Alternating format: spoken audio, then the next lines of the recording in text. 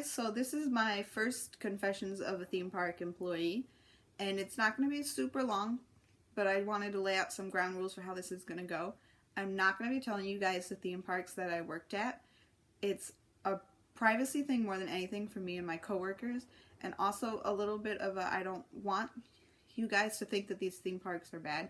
I am going to talk to you about the good and the great and the fun and exciting, but there were also some not so great things that happened that I'm probably going to talk about. But I don't want anyone to think that these theme parks were bad to work for, because they weren't. I've loved my experiences and my time so far. The theme parks are both great. They were awesome to work for. My bosses and the corporations were great.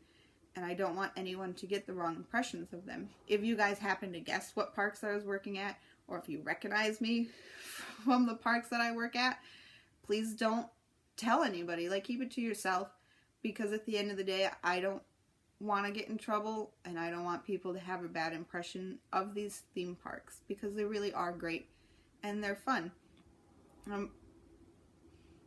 So yeah, that's my one rule for this.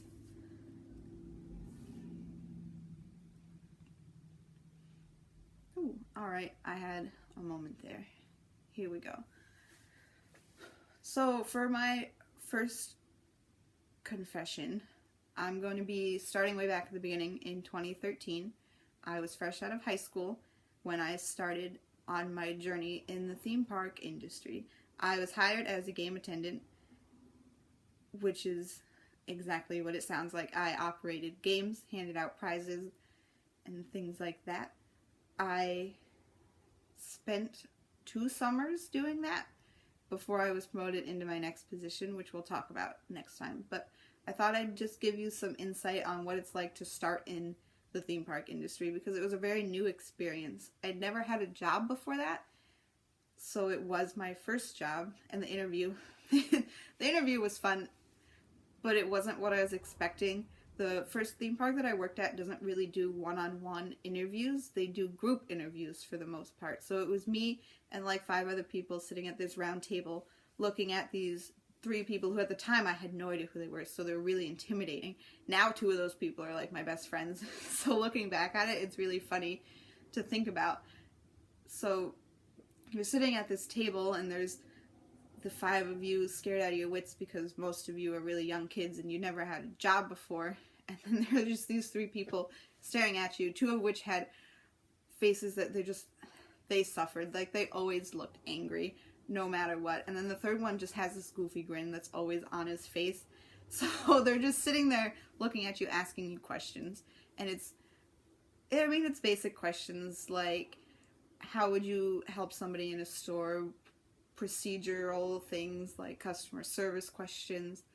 And it wasn't bad, but there's just, so you guys know, I was the first interview that my 2 friends who weren't my friends at the time were doing. So it was the very first time they ever interviewed somebody.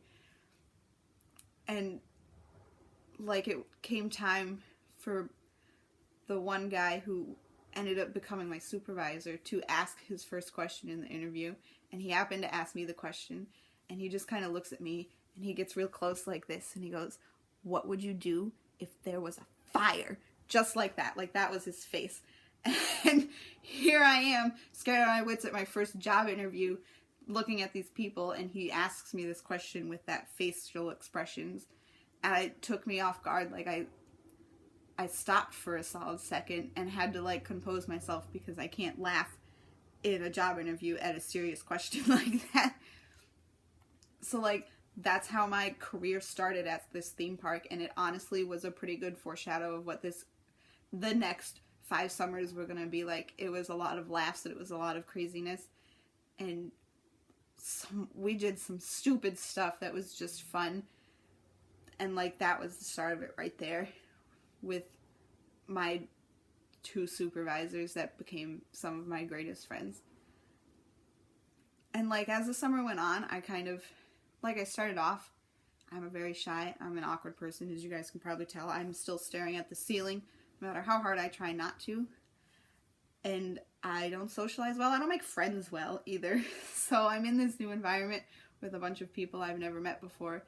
And I'm trying to do this job that I've never done before, where I am supposed to be loud and outgoing and attract people to come play my games.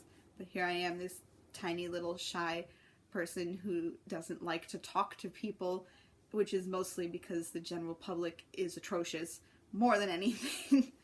But eventually I warmed up and I made an awesome group of friends, and I don't think I really have very many friends outside of the people I met at this theme park at the moment. I mean, I have a few. I'm not that bad in the friend department. I have a good group of friends. But like some of the most important people in my life are people that I met at this theme park. So that start on this journey that was great, good, bad, and ugly was kind of a perfect start. When I look back at it, I wouldn't have wanted it to start any other way. And that's where I'm going to end this first confession. Thank you guys for watching. If you made it this far, go ahead and subscribe down below. Like my video. Here are my social media. I've got a Twitter, an Instagram, and a Tumblr. None of them are super exciting. It's a lot of memes. And I'm sorry for that. So yeah, enjoy the rest of your day, guys. Thanks for watching.